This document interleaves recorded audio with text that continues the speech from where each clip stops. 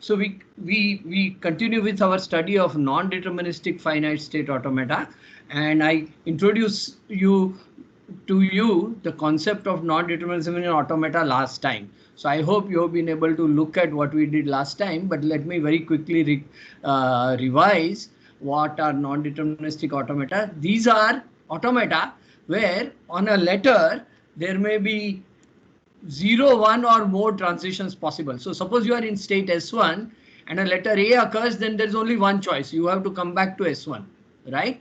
But if you are in S1 and a B occurs, your choice of either staying in S1 or going to S2, right? So there can be more than one choice in the transition function.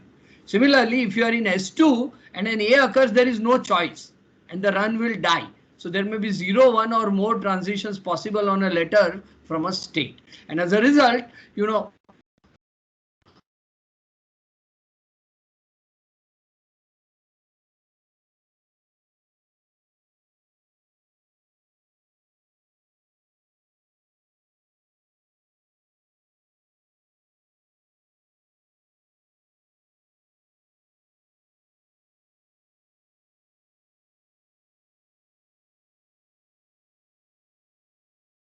for runs at least, you know, for the automaton. So there can be multiple runs. Now the idea about non-determinism, of course, the run is accepting if the last state of the run is a final state of the automaton. So if the run winds up in S2, then the run will be accepting. So this is an accepting run, but this is not an accepting run because this ends in S2, which is a final state, and this ends in an S1, which is not a final state of this automaton, right? You got that. Now, the thing about NFA is that we use a notion of existential non-determinism. That is, a word is accepted if there exists a run which is accepting. That is, among many possible runs which are possible, some of them may be blocked, some of them may complete but may not accept. If there exists one run which accepts, that is, which ends in a final state, you will accept the word, right? And this is called existential non-determinism or angelic non-determinism, or sometimes I call it inspired non-determinism, and that is what we'll use. Now, what does this inspired non-determinism involve? You know, here is an automaton. This is taken from Cousin's book. So there are three states, P, Q, and R, and you know, its transition function is drawn by this transition diagram. So we can draw the NFA by a transition diagram like this. And on a word like this, 0, 1, 0, 1, 1, it can have this, you know, 4 different runs. It can even have more than these. You know, first one ends in P, second one ends in R, the third one ends in Q, and the fourth one dies halfway because we made these choices. But there R is a final state, and there is at least one run which ends in R, so this word will be accepted by this non-deterministic automaton. You know, what does this automaton do? Basically, it tries to check that the second last symbol from the right, that is, you know, this kind of symbol, the second last symbol from the end is a 1, and it tries to guess this ahead of seeing the further symbols. So what this automaton will try to do is, you know, on getting various symbols of the word, it will keep looping into this state P on both 0 and 1. At some point, it will guess that I am on the second last symbol of the word. At that second last symbol, if that symbol is 0, it will stay in P. But if it is 1, then it will move in Q. Now, how did it know it was at second last position? Well, that is by magic. You know, that is where the it is called angelic non-determinism. Somehow you make an inspired guess that I am at the second last symbol, and you make the transition accordingly. So if that symbol is a 1, move to Q, and otherwise you stay in P, and then one more symbol occurs. So if you are in P, you will wind up, you will further stay in P or Q, and if you are in Q, and you will wind up in R. So you know, this automaton will accept if the second last symbol is a 1 by guessing where is the second last symbol. And such kind of automata with this guessing power are called non-deterministic finite automata. All right. So this is what we saw last time. And so what is the language accepted by this NFA? All those words where the second last symbol from the right is 1. Will it accept epsilon? You can type in chat. Will it accept symbol 1? No. Symbol 1? No. No. Will it accept 0, 1, 0? Yes. Yes. Why? Can somebody explain? On the first 0, which transition will it take? Self. P to P, right? Yes, sir. Yes. Yes. Then on the next one, it will go from P to No. Q. Yeah. So it will guess that this is second last symbol and not take P to P transition, but take P to Q transition, right? This is where the angel has guided you, or you have made an inspired guess, whatever you want to call it, right? And then after that, it can be either 0 or 1, you will go to R. So you are right, this will be accepted. So I think people are getting the idea of what is the kind of language that these automata, you know, accept.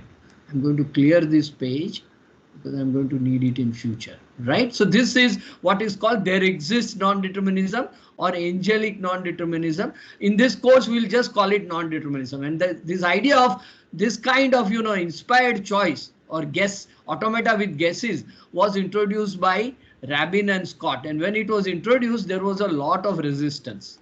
You know, people said, what is this crazy notion? We can't build such machines. So that will be the main issue we'll be dealing with today. Okay. There is one more thing possible. You know, this automaton had only one start state, P.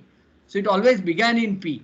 But it is also possible to have non-determinism there. So, you know, you can have automata where you don't have a unique start state, S, but you can have a set of start states, you know, okay? And you can non-deterministically start in any one of those. And, you know, again, you make an inspired guess of which state you want to start in based on, you know, whether the following word is to be accepted or not. Okay. So here is an automaton, you know, firstly, this automaton, what is its set of states? It is sets 1, 2, up to 8. So it has got 8 states. This looks like 2 diagrams and 2 automata, but actually this is a single automaton. And what is its set of start states? It has got 2 start states, 1 and 4. And the idea is that the automaton can non-deterministically start either in 1 or in 4. Okay. And the alphabet sigma is, of course, just a single letter alphabet. That's why I have not written any letter on this thing, because it can only be letter 1. So the question before us is whether this word here, let me, if I highlight it, I don't know if you will be able to see it. Can you see this word? This word, 5 ones. Will it be accepted by this non-deterministic automaton or not? Why is this non-deterministic? Because the start state is non-deterministic. Okay. And what will this automaton do? It can non-deterministically make a wrong guess and start in state 1. In which case on 5 ones, after that everything is determined. So it will go around these things 5 times and will wind up in the state 3, which is not an accepting run. So what you have is a non-accepting run, right? So non-accepting. But you can also non-deterministically start in state 4. And on 5 ones, you will go around, you know, 4 to 5, 5 to 6, 6 to 7, 7 to 8, and 8 to 4. You will be back to 4. So it will end in a final state. This is one of our final state, and this will give you an accepting run, right? So this is another form of non-determinism. So we have 2 forms of non-determinism. The start state is also non-deterministically chosen, and on a letter you can have more than one choice of the next state, and you can non-deterministically choose, and both are done by inspired guesses. This is what is a finite state automaton. So what is the idea clear? So what is the formal syntax of non-deterministic finite automaton? It's very similar to deterministic finite automaton. It's a 5-tuple. Q is the finite set of states. Sigma is the alphabet, right? Now we have more than one start state or initial state. Some subset of Q, non-empty, okay, is given as a set of start states. Okay, so in this automaton, for example, what is my set of states Q? Q is what? 1, 2, up to 8. These are my, I have got 8 states in my automaton. All these are states. What is my set of start states? 1 and 4, right? And what is my set of final states? Those are the circle states, which is also 1 and 4. 1 and 4. In this example, the S and F are same, but it need not be the case, right? And then we have to have the transition function delta. Do you agree? And what is the alphabet? Alphabet is just a single symbol 1 or A, if you like, 1 actually, because my example uses 1. So I have a single letter, I am counting in unary, right? And I have got this, and then the transition function is drawn by these arrows here. So what is the language that this automaton is recognizing? Anybody would like to take a guess? All those sequences of 1 whose length is either multiple of 3 or multiple of 5. And till it is a multiple of 3 or a multiple of 5, it will accept, right? Right. And if you give it a multiple of 3, it will non-deterministically start in 1 and accept. If it's a multiple of 5, it will non-deterministically start in 4 and accept, right? By making inspired guess. If you give it 15, then it will non-deterministically start either in 1 or 4. Both will do, right? This is the kind of automaton we have. So what we have is a automaton is this. In blue, I have drawn the changes from DFA. Now we have a set of states as initial states. Otherwise, things are same. And what is our non-deterministic transition function? It is written as capital delta. For a given state and a given symbol, you will go to a set of states. So you will go to some subset of the set of states, right? For example, let me take this example. Here, delta from P on symbol 1 will take you where? It will take you to a set of states. It will take you to what all states? P and Q. P and Q. So we write this as a set PQ, saying possibly it will take you to P and possibly it will take you to Q. So non-deterministically can take you to P or Q, right? This is how we write down the transition function. What will be delta of R on a 0? It can't take you anywhere. So you get empty state. Yeah, empty. Which is written also as phi, as you say, empty set, right? These are two alternate notations for empty set. Okay, set with no elements. So R on this thing is empty. So this can also happen. And what about P on a 0 will take you to a singleton set P, right? So that is the kind of transition function you have got, right? That is what it is. Now what is 2 to the power Q? 2 to the power Q is set of all subsets of A, right? So basically what we are saying is a function which will take a state P, take a symbol A and give you back a set A, which is a subset of Q. That is what happens, right? That is the kind shape of this transition function. But you little bit of notation which you can get used to. Okay, I don't think this will give you any problem. If there's any difficulty, you should ask. Now we'll use one notation. We will use P A arrow Q to denote that Q belongs to delta PA, right? That is, it's possible to go from P on letter A to state Q. It is possible also to go to maybe some other states, but this says it's possible to go from P on an A to Q. This is what this will denote. In case of DFA, this was the only possibility, right? Agreed? So this notation you should remember, huh? And yes. Remember, yes. Okay, one more thing. What happens when you have a DFA? In case of DFA, this delta, will have only unique possibility. So on a sigma, it will take you to only a single state. So it will take you to those subsets of Q such that they have only one element. Subsets which look like this. So on every state, on every letter, it will take you to a singleton set. In which case we will get a DFA, right? So there's some restriction on the kind of sets that arise on a delta, by applying delta. And so DFAs are a special kind of NFA. Do you agree? The DFAs are NFAs where applying delta to any state and any letter will take you to only a set of states which contains one element, because there is only one choice. So every DFA is an NFA, but there are many more things possible in an NFA. Okay. So NFAs are more general. Now this is only the syntax of NFA, right? Now, just as in case of DFA, we can write down NFA in three. We can draw the transition diagram of NFA. So this is what is called the transition diagram, right?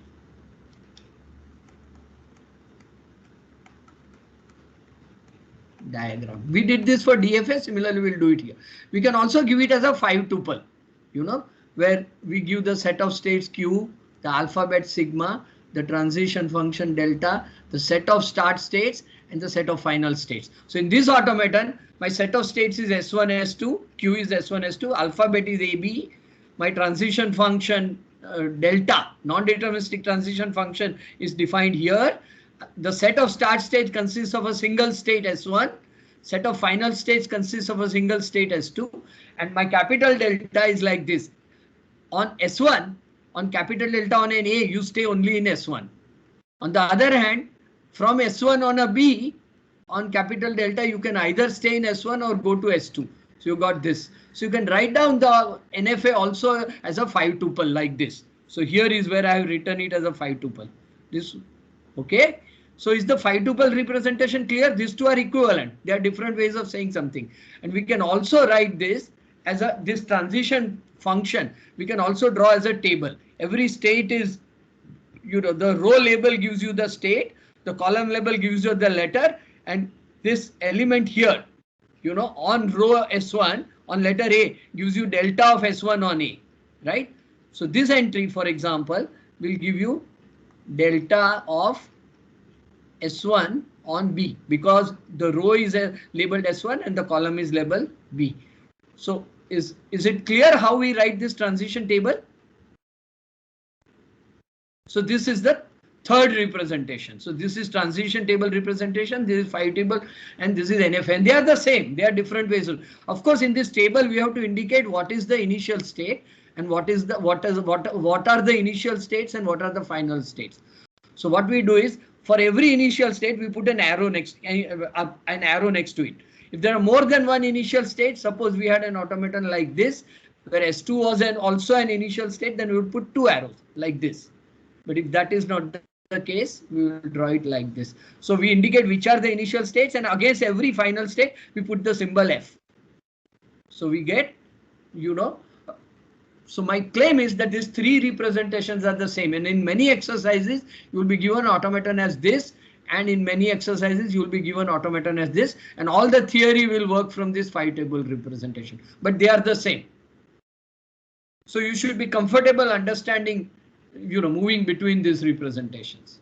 Okay. Fine. This is about syntax. How does this automaton behave? Now we look at the semantics. So on a given word X, which is A0 to AN minus 1, it has got n letters. We will basically have a sequence of transitions. Q0, on A1 you will go to Q1, then on A2 you will go to Q2, and this will happen finally on AN minus 1, on A0, A1, AN minus 1 you will go to Qn, right? And this should be an allowed transition in my automaton, right? So basically it's a sequence of states starting with Q0, where Q0 is, this should be S. Yeah. So you always begin with an initial state, any initial state, you go through a sequence of transitions on this run. So that is called a run of NFA on N. And we have been seeing many such runs. So you already know examples of this. We have been drawing runs of an automaton on a word, at many places, right? So idea of run should be very clear to you. So on any word, the automaton may have 0, 1 or many runs, but a run is one of them, right? And a complete run should have transitions for all letters. It should not die.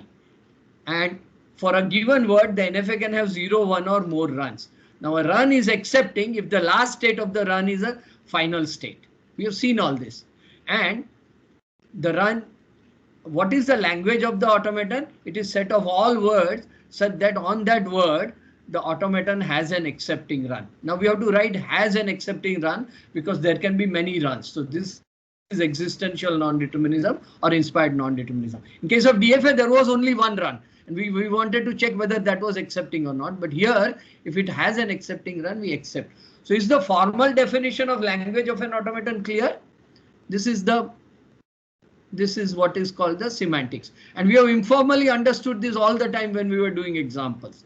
So this is the definition of language of an automaton, right? So I think this finishes one part of the topic today. We have understood NFA syntax and semantics and how they behave. And for many different automata, you should be able to guess the language which is accepted by that automaton. So I think what will be the language which will be accepted by this automaton?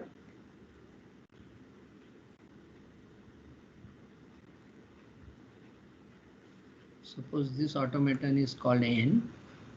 Then what is language of N?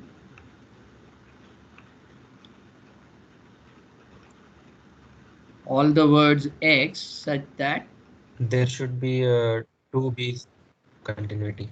Why 2 B's continuously? Suppose there is a single letter B. What will this automaton do non-deterministically? It will start in S1 and on that B it will move to S2. There is 2 possibilities. Yeah, but we always go towards the accepting possibility. So it accepts all the words where the last letter is a B. It will not accept epsilon, right? Yeah. So that is the thing. All words ending in a B is what it will recognize, right? So you got some practice.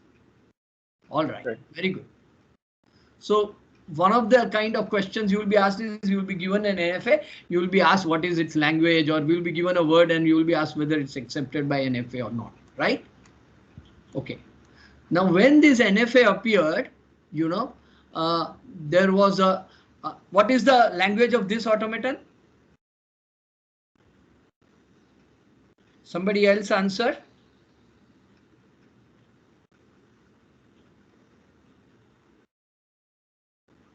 You have seen this automaton before. What is its language? What will it do?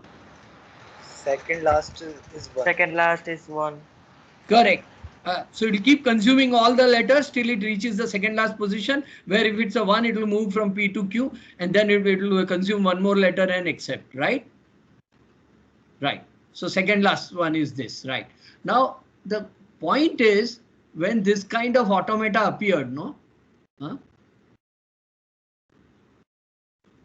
I'm going to add a page.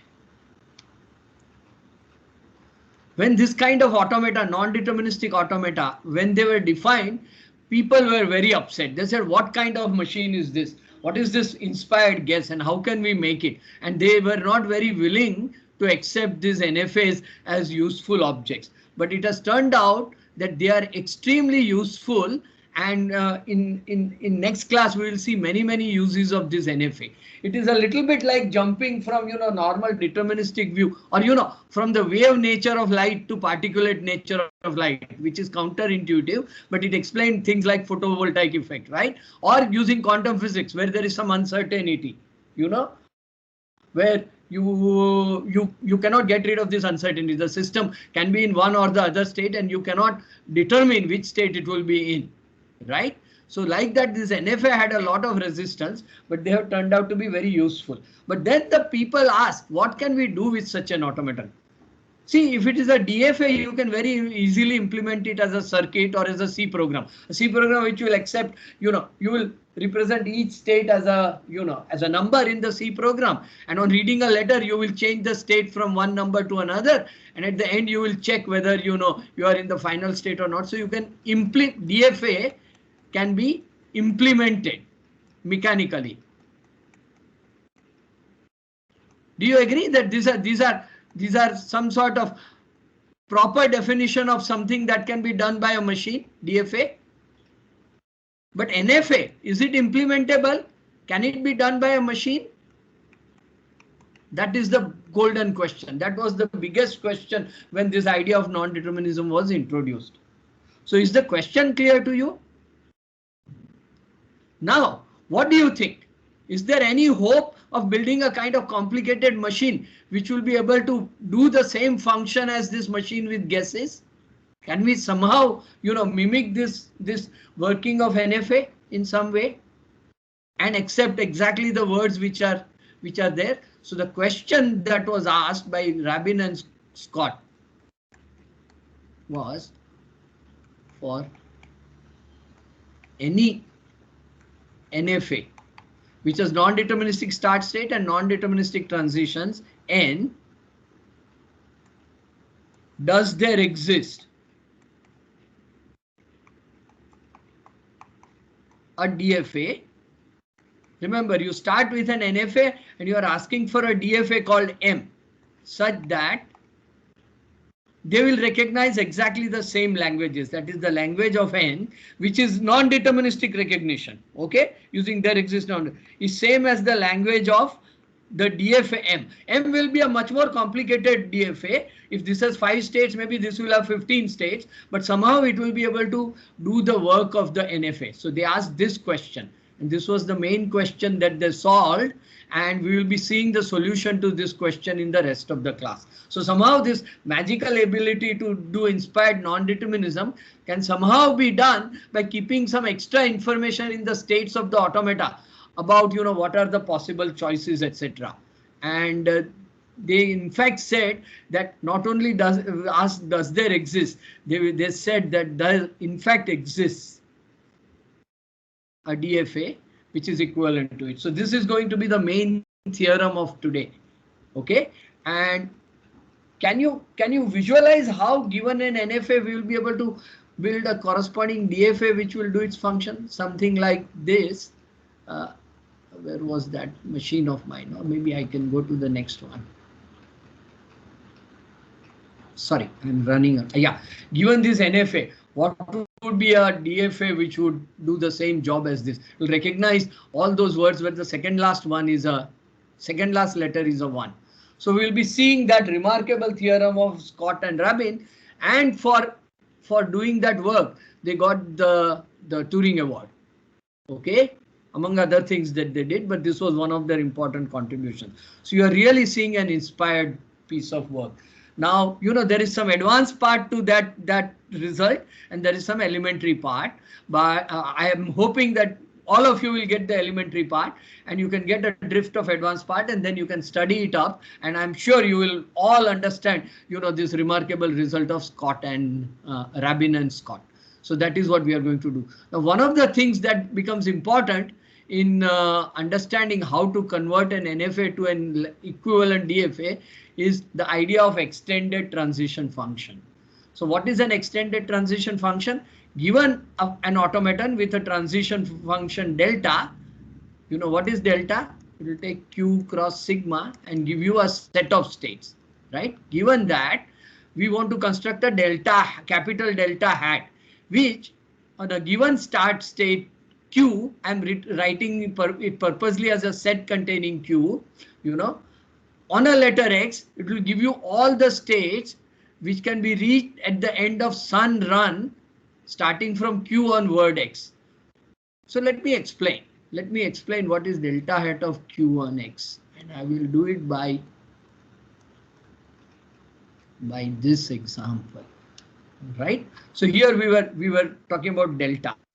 Now, what we are asking here is, what is delta hat of P on this? Suppose this word I call it as X on X.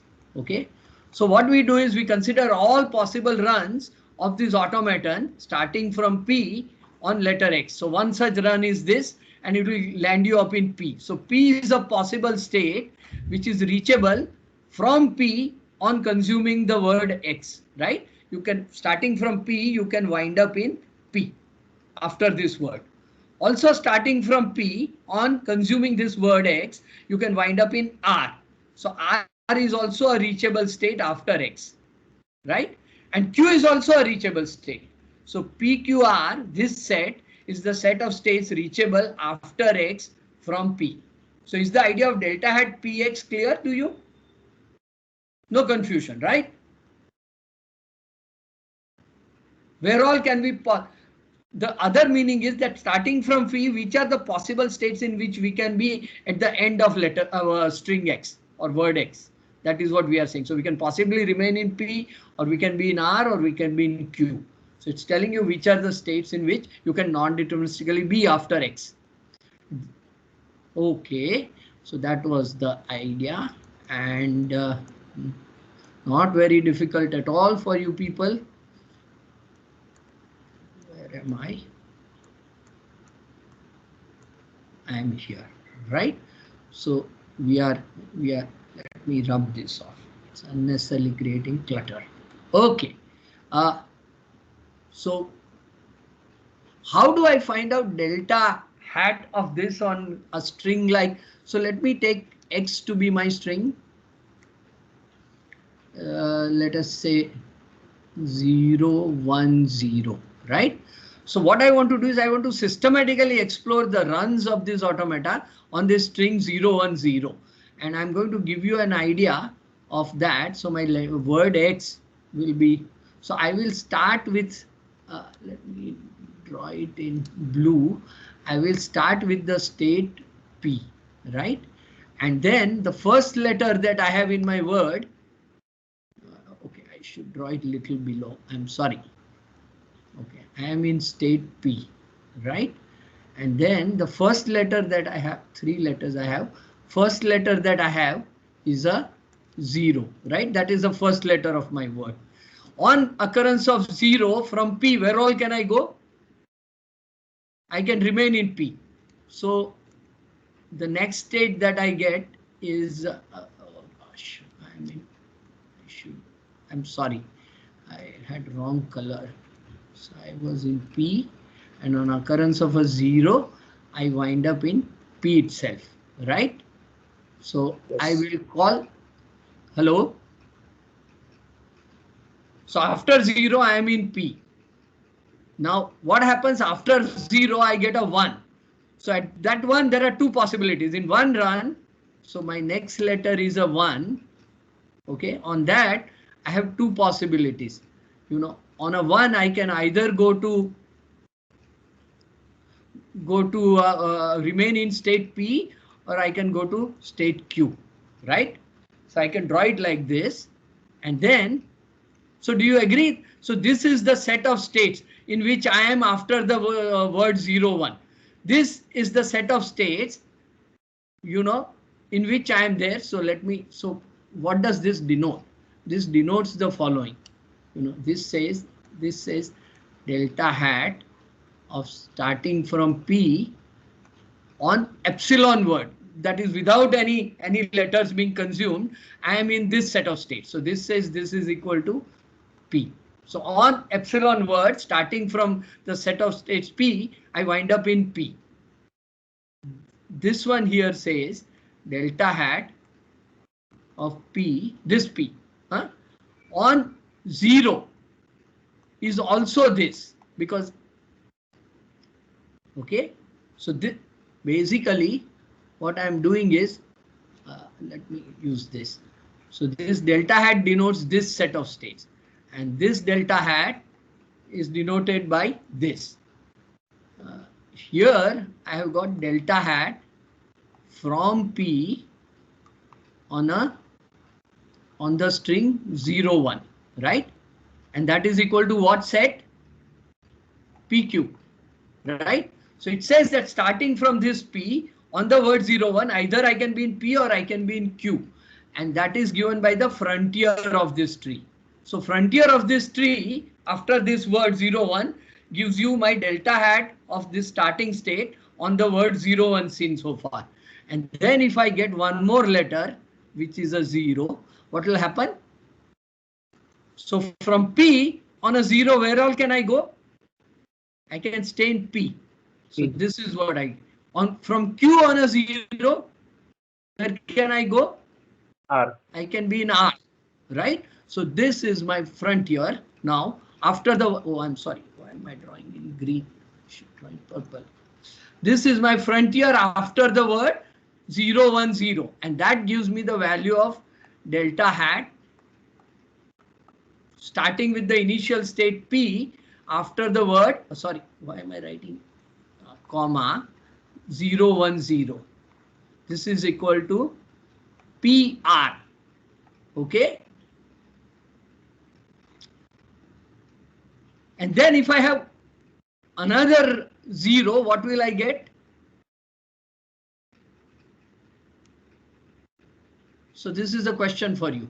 If I get another 0, okay, I am in the, let me rub that off. So we ran out of space, but after this PR, you know, which I will, if you, okay, if I get another 0, you know, after this, what will I go to? P will go to P itself, right? And R will die. So the set of states I will get, which I will write here, delta hat on from P on 0, 1, 0, 0 will be what set? Just P, because R run died. So I am only left in this state P. So is the idea of delta hat from any state Q on a string X clear to you? I think you should be able to construct this. What we are doing is we are constructing frontier of the set of states which are reachable of this tree at after every string, you know, and we start with the word epsilon, which gives us this state. Then after 0, we are in this set of states. From this frontier, we calculate this frontier. From this frontier, we calculate this frontier. And from this frontier, we calculate this frontier, right? In fact, how do we calculate given a frontier like this? You know, let me mark it in black. So let me call this set of states as A. How do I calculate this set of states B? So the formula is given here. This blue one. This is the most important equation. If you are in a set of states at a frontier and you get a letter A, then what you do is for every state Q in A, you first calculate delta of QA, which will be a set. And for every set Q, you calculate this delta and take their union. And that will be the set of states reachable from A on a letter A. So that is what we did here. From the set of states PQ on letter 0, we calculated the set of states in which you wind up, right? So I think this is going to be the most important concept today. You know, given a set of states on a letter, which is the set of states that you can go to, right? Your capital delta was only telling you from one state, which is the set of states. We generalize this by just taking union. Okay. And what we do is we systematically calculate the frontiers, you know, given the delta of the word, you know, up to, let us say, 0, 1, we can then calculate delta hat for the word 0, 1, 0 or 0, 1, 1, etc. So is the, you know, is the calculation of delta hat clear to you? Okay. Now, you know this. So far we saw, you know, the calculation of this. By the way, this is also called computation tree, and this purple circles are called frontiers of the trees, or these are the sets of reachable states after a given word. And delta hat directly calculates this, right? So we can also start not just from a single state, but from a set of states. So let me give that example. Suppose you start from a set of states P, Q together. So what will happen is you will have a tree where you will have two states. One is P and one is Q, because you are starting in a set of states. So you are given a set, instead of a single start state, you are given a set of states A. And then you want to know where you will go on occurrence of word, let us say 0, 1. Let us see what happens on 0, 1. So what comes, can somebody help me on occurrence of 0? letter 0, what will happen? And then we want to know what occurs on the letter 1. P will go to P. P will go to Q to R. P will remain in P, and Q will go to R. R. So R. we will get the frontier PR, right? Right. Now on another one after that, what will happen? P will go to, Either P or Q. so we will get two possibilities here, right? Right. Right. P or Q, and this R run will die, And die. right? So the set of states which is reachable from set PQ after string 01 is PQ, right? So we can generalize the notation and say that delta hat of not only a single state, but the set of states PQ on the string 01 gives you back PQ in this example. It could have given you something else. If you consider 010, what will you get? That is the question for you. Okay. So that will be, this is the kind of quiz question you are likely to see. Yes? Means after dying to R, we will not apply any. No, that is not. alphabet. That will not contribute anything to reachable states because you can't reach any further, right? We will consider only one stream. Only this PQ, and we will extend those because PQ are both alive. So on the next 0, we have to extend both of them. Both possibilities are there in the runs. The run can go along this branch of the tree or this branch of the tree, but it can't continue on this branch, the R branch, right? So I think another thing to realize is that every path from one of the starting states along this tree, going down the tree, represents one run of the automaton on that word. So we are actually arranging all the runs of the automaton into a kind of tree or a forest in case, because there are multiple routes. So I hope this calculation of delta hat is clear to you, because this is a very important concept. Yes, sir. Okay, this is the time to ask questions.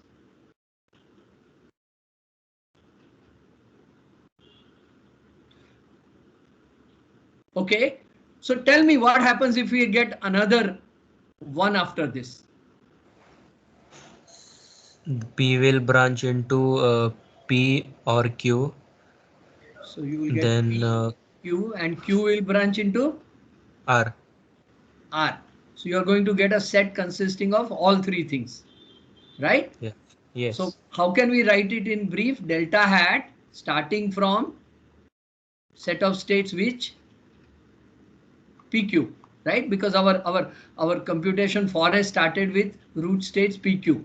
On string 0, 1, 1, what do we get? PQR. So this is the way of saying what we get at the end of this computation tree starting from PQ, right? So the notion of delta hat should be clear to you. Now you can see from this that how do we calculate given the previous set, you know, let's say A. Let me change color, please. Given the previous set A here, how do we calculate this new set B from it? So let me write that in black. Given A on letter 1, what is the B that we get?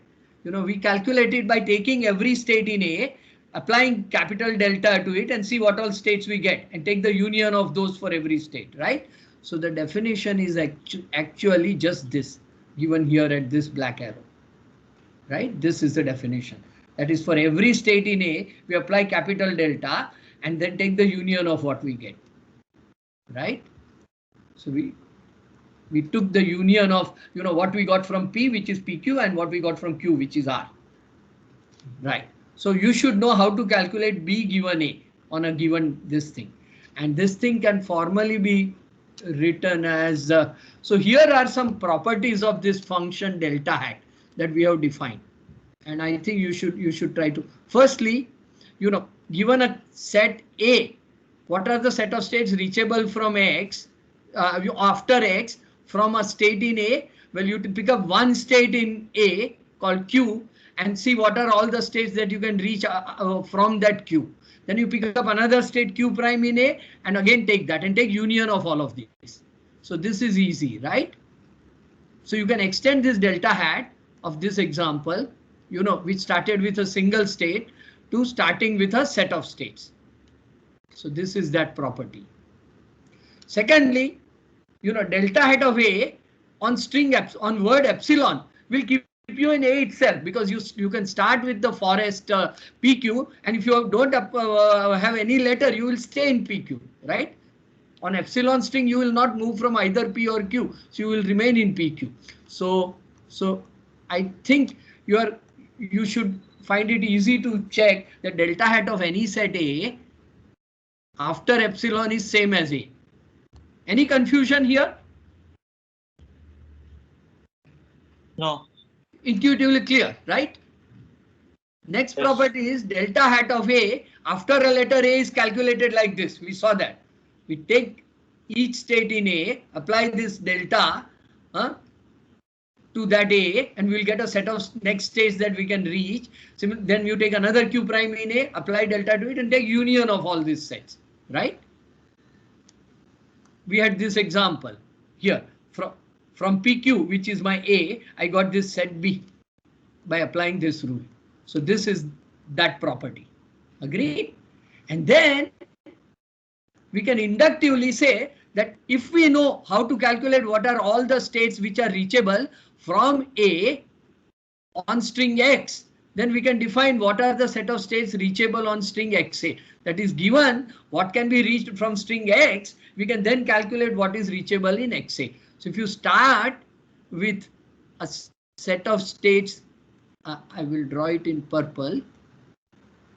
If you start with a set of states A, you know, and after consuming string X, you know, which is many letters, if you wind up with a set B, right?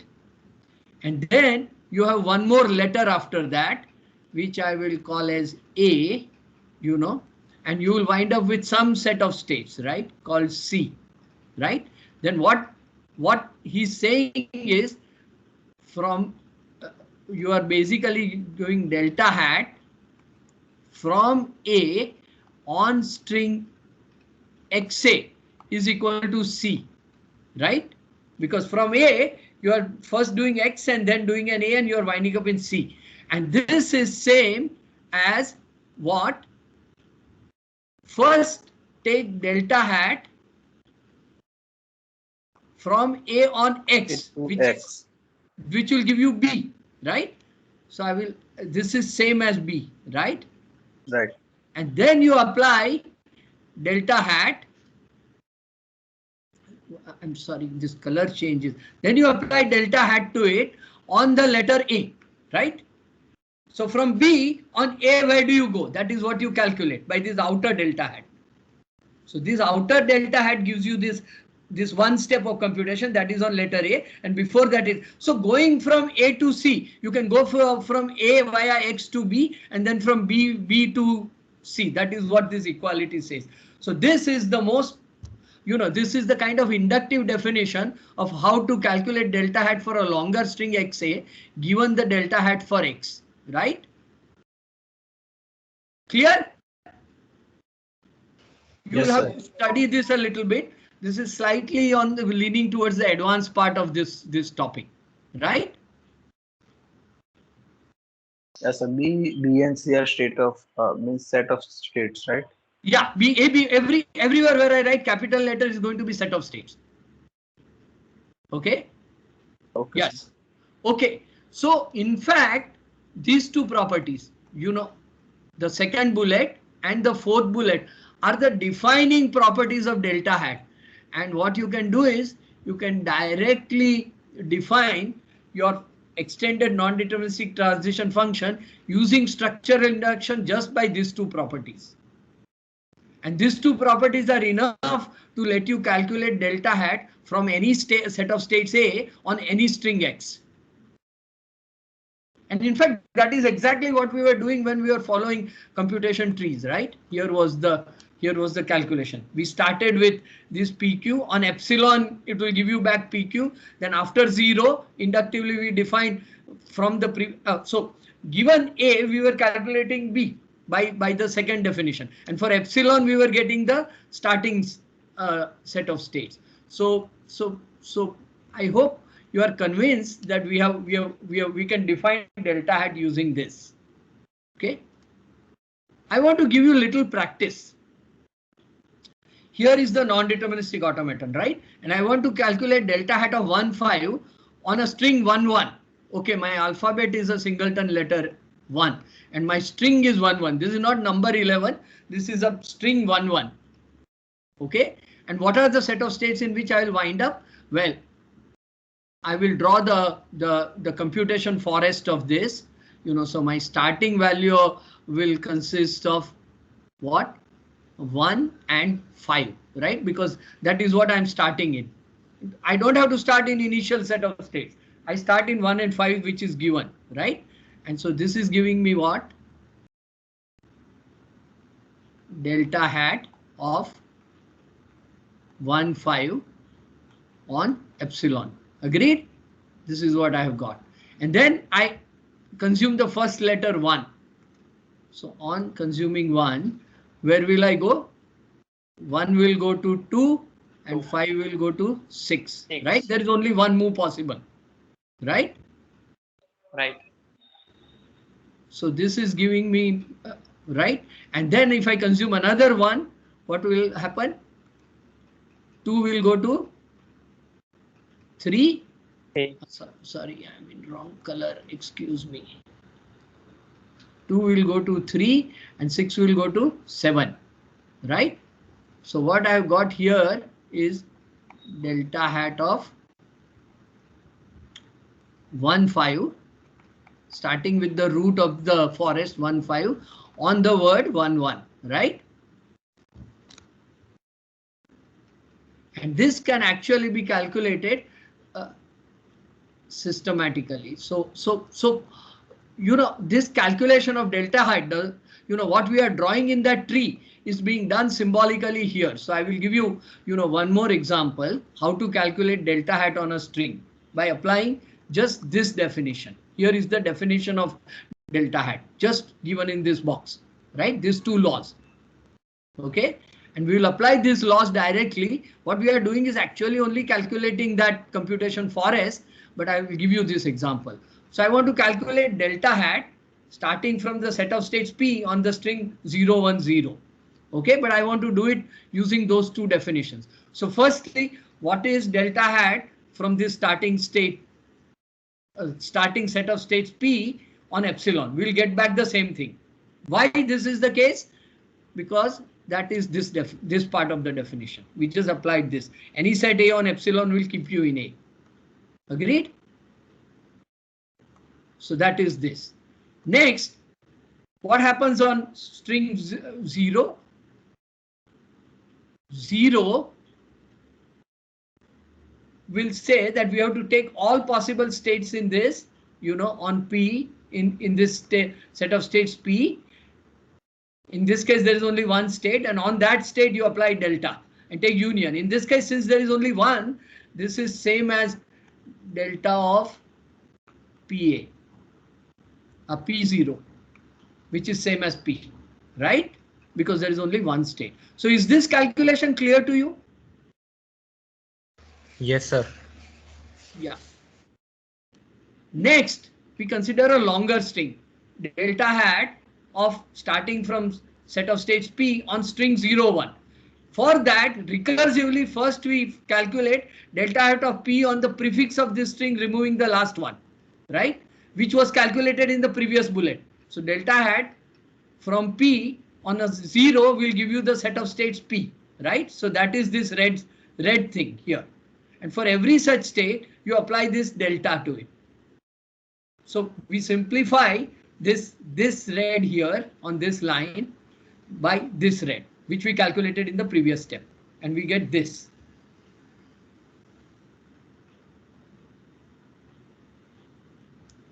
And here we have applied which rule? This rule.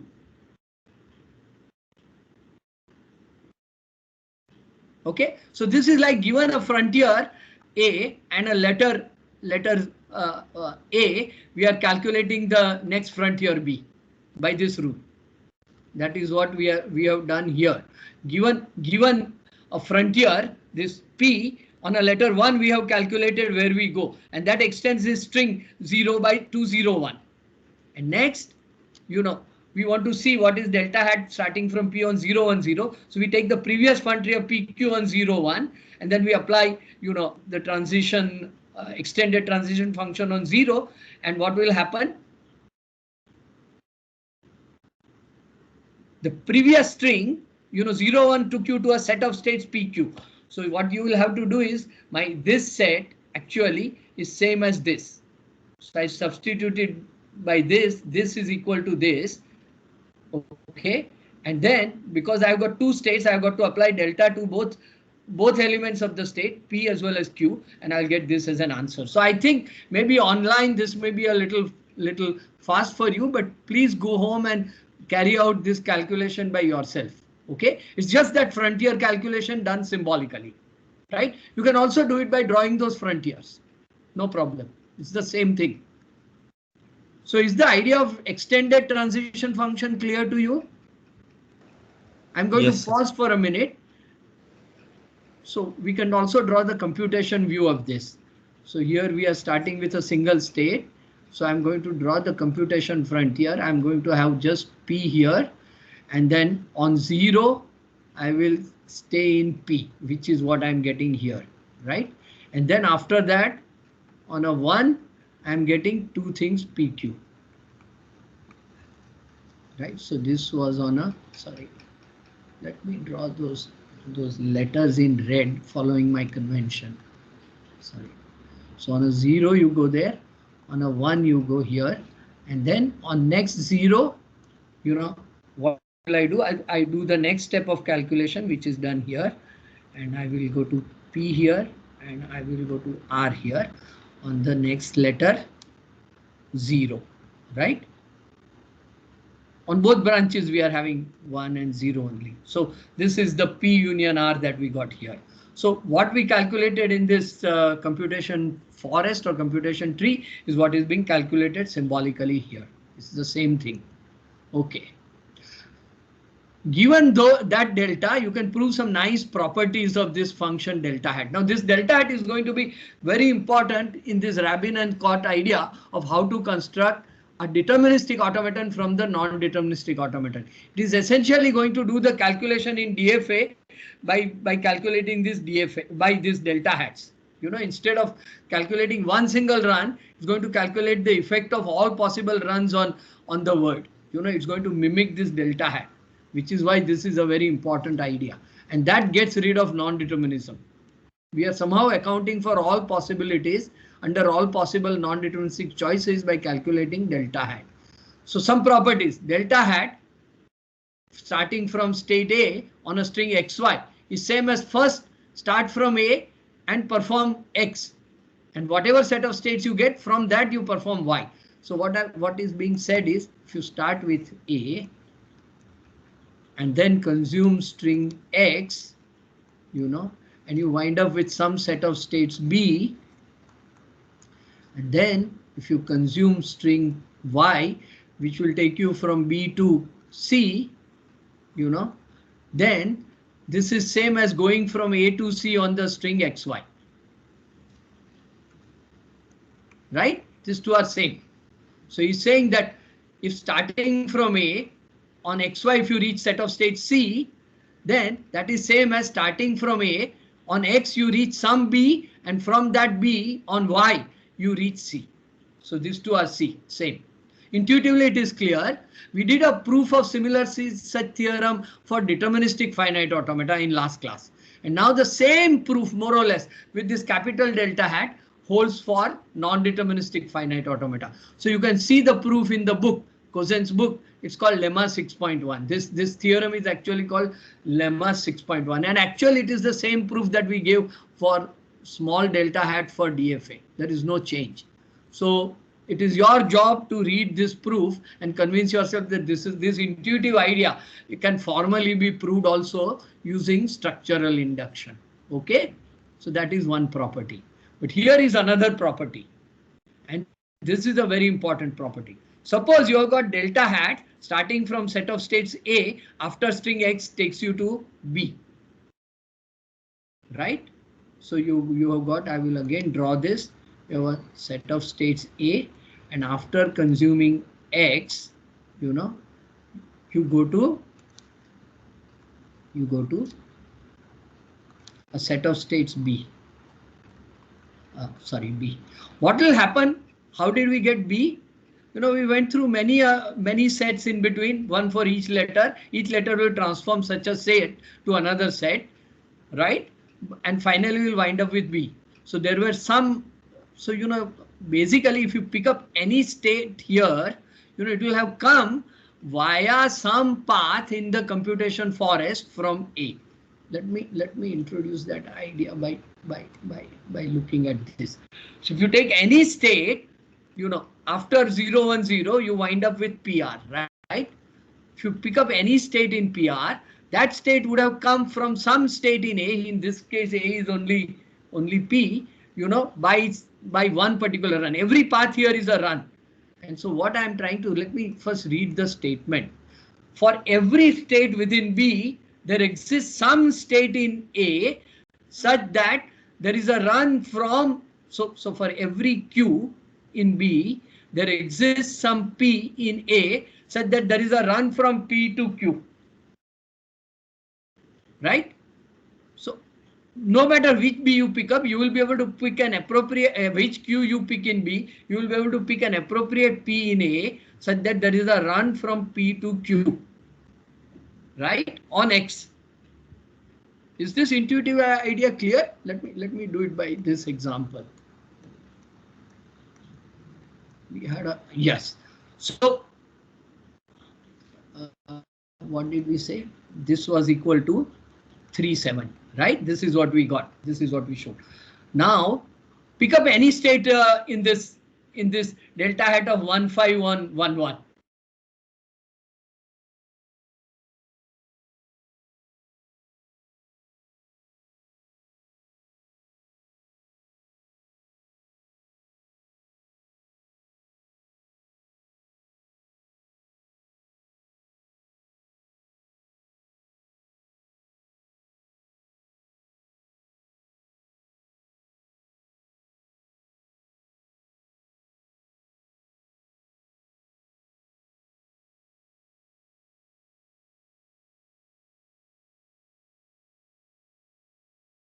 P is connected to a state in B, but every state in B is connected to a state in A. That is the theorem. So I hope intuitively this is very clear to you. And in fact, B denotes all those states which can be reached from states of A after X. And so every state in B is reachable from some state in A after X. So there is a run. I hope this is clear to you. Questions?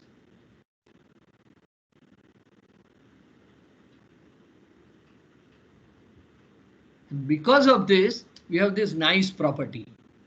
So let me go back to the previous slide. Now, suppose you choose this as my set of, oh, okay, purple. If I choose my set of A as the set of start states A of my NFA N is what? Set of states Q, sigma, cap, delta, set of start state S and set of final states F. So I choose my A as the set of start states.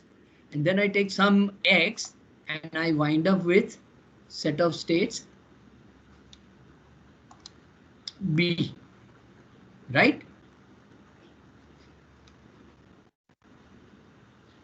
Okay, this color changes. I wind up with set of states B, which is also delta hat. So B is equal to what? Delta hat of S on X. Agreed? Suppose this is the situation. This is my S and I wind up with B after X. And suppose I have B intersection, I'll write that in black. I have got B intersection F is not empty, non-empty set. That is, there is some final state inside B. Is this condition clear? I have some inside B. I have a state which actually belongs to F also. Okay. So inside B, I have a final state. Now I know that from this final state, by this previous theorem, there exists a run from some state in S to this state Q. So I will call this state which is common between B and F as Q, right? So from some start state P, I have a run, to this final state Q. In which case I will accept this word X. So here, so do you agree that if starting from S on X, if I wind up with B and if that B intersection F is non-empty, then I will accept this word X. And if there is no such, if this intersection is empty, then I will not accept X. So I can deterministically, by calculating this delta X of S on X, I can deterministically check whether the word X is accepted or not. The key idea in Rabin and Scott's construction. So what we get is this theorem. X belongs to the language of the non-deterministic automaton. I should write this as N, I'm sorry. If and only if delta hat of S on X intersection with set of final states is non-empty.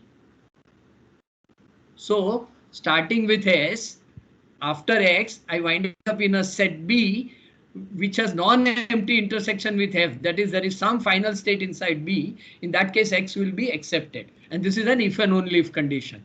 If the intersection of B and F is empty, then X will not be accepted. So I think if you understand this, then the core part of Rabin and Scott's theorem is clear to you. So I'm going to pause here. Any questions?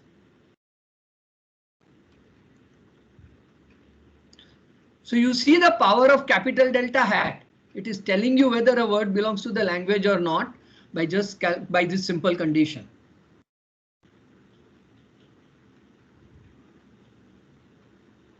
Got it?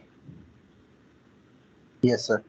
Of course, this delta hat on X has to be calculated, but it can be calculated step by step by transforming, a previous set on a letter, where a set of states on a letter, where all does it take, right? So this delta hat is extended by 0 to get this delta hat, right? So we can systematically and deterministically calculate the next delta hat from the previous delta hat. And that is what is the DFA that the Rabin and Scott are going to construct. Okay. So this is how they are going to get rid of all this non-determinism or guesswork by calculating delta hat deterministically. So are you getting the intuition behind what they are doing? Yes, sir. I know it's a little bit more involved, but then this was in I think 60s when they did this work. It completely took the field by storm. I mean, nobody had constructions are not very difficult, but the idea that you could do such things was quite revolutionary. So here is an alternative definition of language of an NFA. Given an NFA n like this, NFA accepts a word X. This was the previous property. If and only if delta hat starting from S on X has non-empty intersection with F, right? This was the previous property we saw. And hence the language recognized by N is set of all words that N accepts. That is all words. I will write it here. All X belonging to sigma star such that delta hat of S on X intersection with F is not equal to the empty set. This is the alternative definition of language of a non-deterministic automaton, right? Okay. With this much of, so I think people are very quiet. Any questions about why this theorem holds? Because this is the key theorem.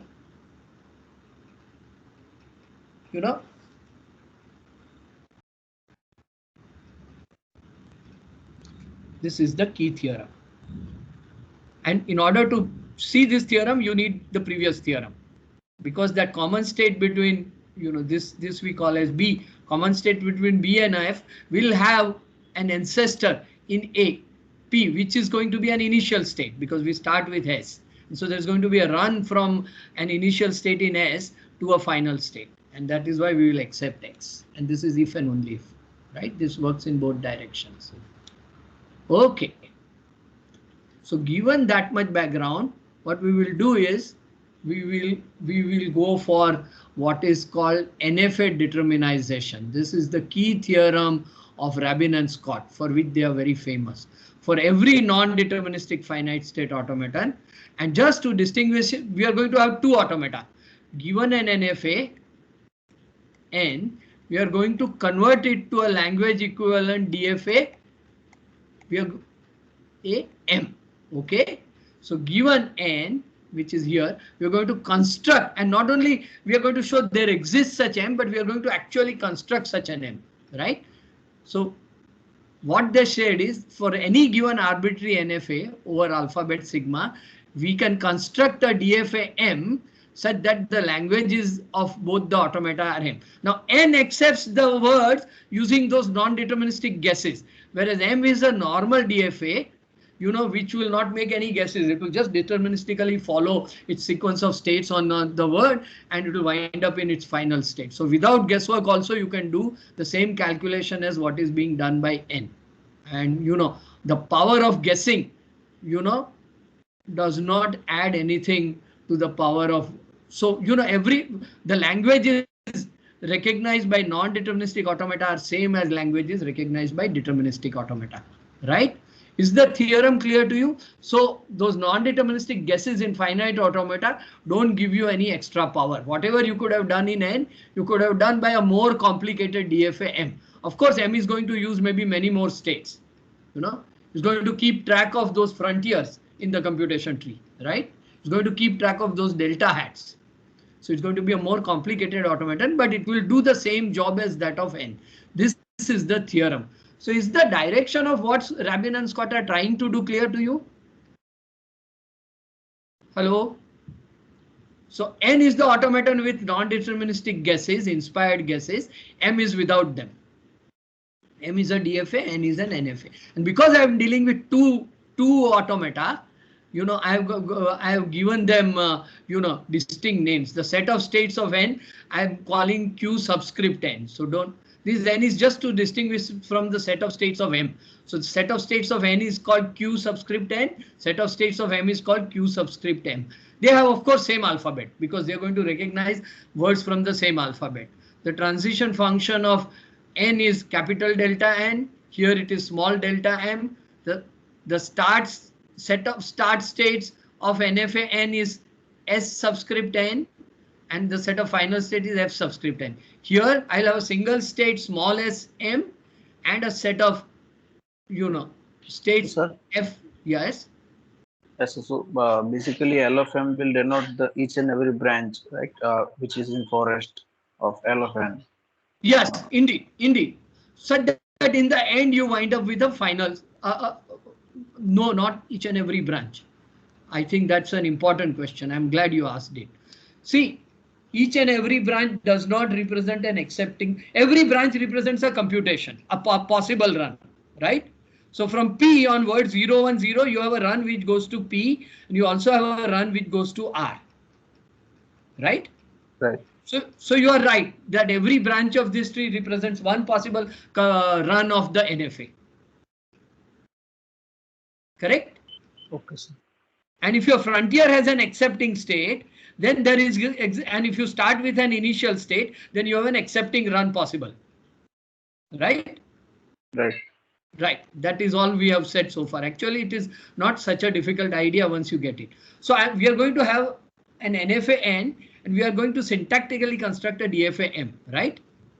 And this lot of symbols I am using is just to distinguish, not to, because we are dealing with two automata simultaneously. I have to distinguish between set of states of N and set of states of M, right? Which is why all these subscripts, right? Clear? Yes. Okay. Now, you know what Rabin and Scott, they constructed from N, M. And the construction, they called it as subset construction. That is the name they used. Why? Because each subset of the set of states of Qn became a state of M. Now this can be a very confusing thing at the first guess. So I'm going to each subset of the set of states of non-deterministic automata becomes a state of M. So let me explain this by an example before. So this is actually the full subset construction in one slide.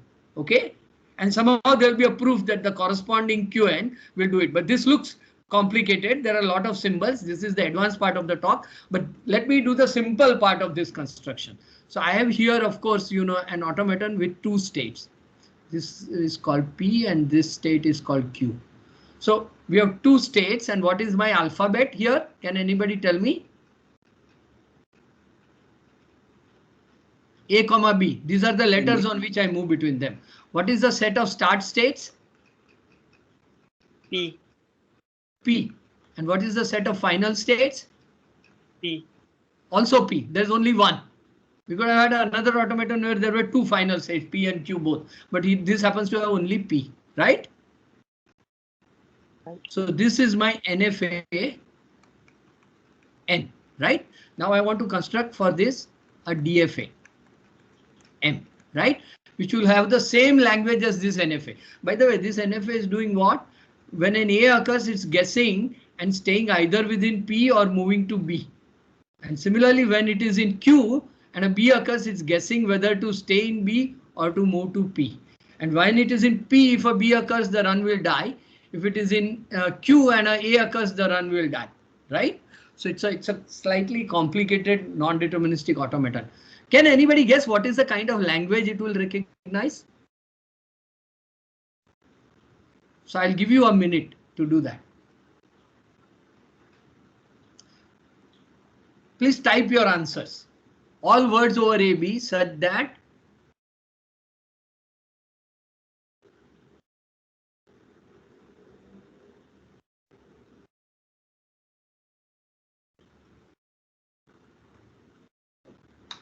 so I would request you to type your answers.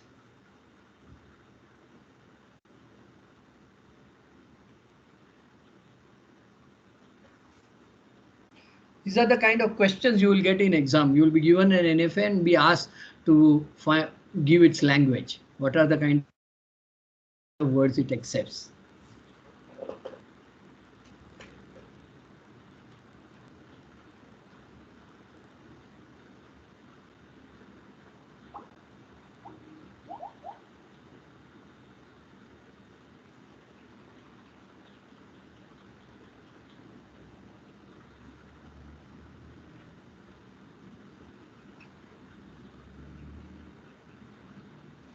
Okay.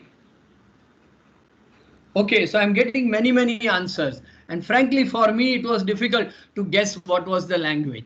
But when we convert it to DFA, the situation will become clear. So this was to motivate to you that NFAs are quite powerful models and sometimes they have complex behavior. Okay, but they are very useful as a result to succinctly represent properties. And we will see some uses of non-deterministic automata in the next class. So first thing that let's proceed with the construction. The first thing that Rabin and Scott said was in my DFA, all subsets of the set of states of my NFA will become a state. So my set of states is, what is my set of states? PQ. So I did not write that.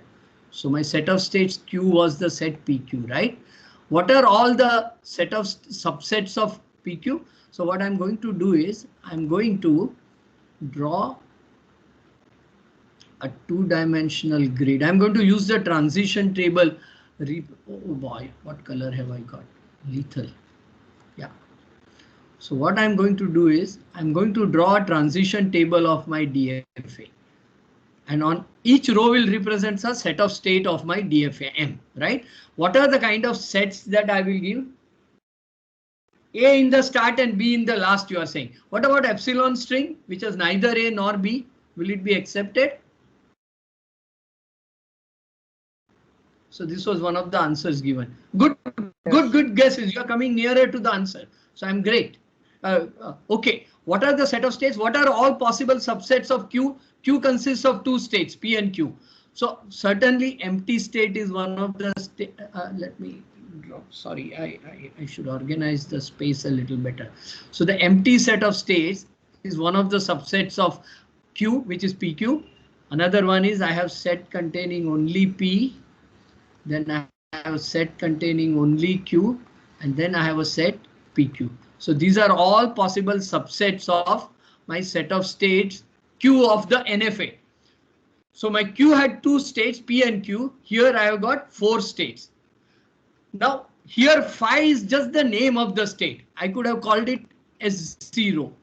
I could have called this S1. I could have called it S2. I could have called it S3. I'm just calling it by names phi, set P, set Q, set PQ. So don't get confused. This is not actually anything with sets inside or anything. These are just names of the states. OK, so our automaton is going to have 4 states. And for convenience, I'm going to name it after subsets of Q. So given any NFA with, let's say, n, what will be question? Given n with n states, how many states will be there in its DFA? Every subset will be a state. So how many subsets can an n state set have? Here I had a 2-state set, 2 to the power n, right?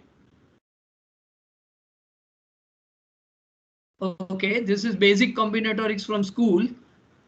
Let's take one more example for those who have forgotten. Not this example, but there is some other example where Q was equal to PQR. Right? In fact, I can show that by another example, by an example. So I have here an automaton with 3 states, P, Q, and R. This is NFA, right? Its DFA will have what also states? Every subset of PQR. So Q is equal to PQR. What will be the set of states of the corresponding DFA? Well, the empty set will be one of the states.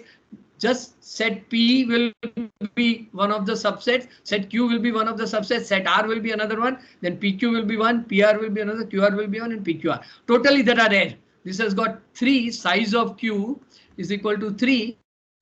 And so size of this set will be 2 to the power 3. So we will have exponentially many states in our DFA. Got that idea? So these are the states of my DFA. Now I need to set what is the initial state of my DFA, right? So what I do is I take in my NFA, my set of starting states is given by capital S. That capital S I will correspond to one of the states in my DFA, because my S is a subset of Q, and so it will occur in this list of rows. So I will take that particular S row as my starting state. So I will have a unique starting state. In our case, it is a set containing only P. So this will be my starting state. And I'll designate that by drawing an arrow before this. So I'll designate that this state is my starting state of DFA. Although I have used set notation, this is just the name of the state. So this state is my starting state of DFA. What is my set of final states?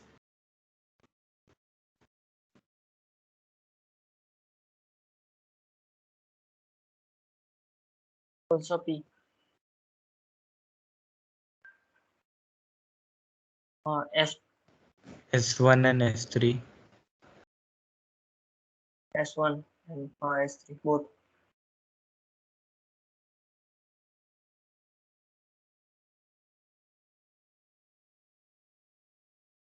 Subset of Q. So F will be equal to every subset of Q such that X intersection F is non-empty, right? Because then there will be if we wind up in such a set of states X, then there exists a final state in it, and from that there will be a backward run coming from the initial state, right? So that is why we take F to be all those subsets of Q which have non-empty intersection with F. Now our set of final states was P. So certainly this will be a set of final states, This will be a final state in our DFA, and this also will be a final state in our DFA. So how to construct, this much should be clear to you. So given a set of NFA with set of states Q, we take all its set of states, subsets, as states of my DFA.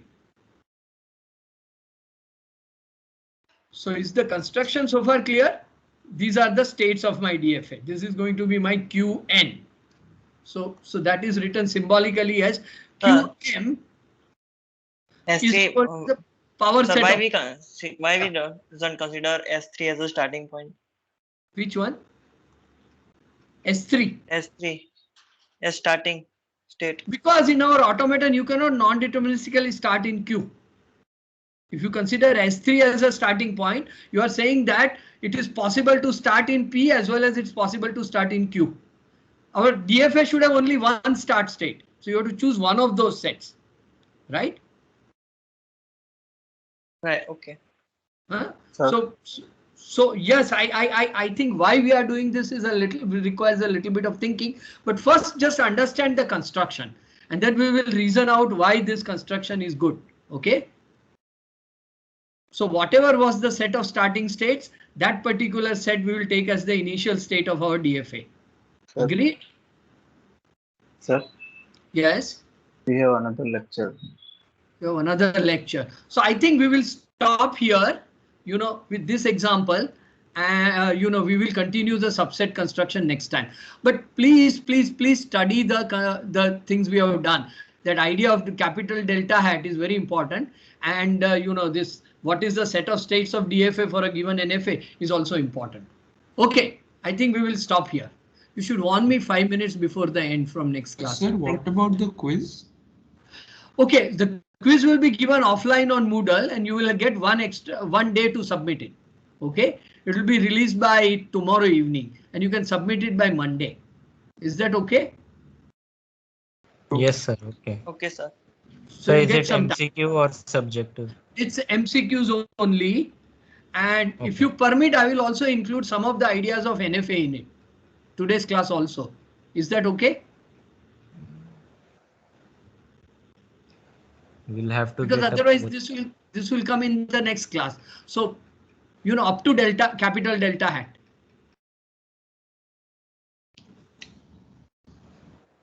OK, if there's no objection, we will include today's class also into the quiz.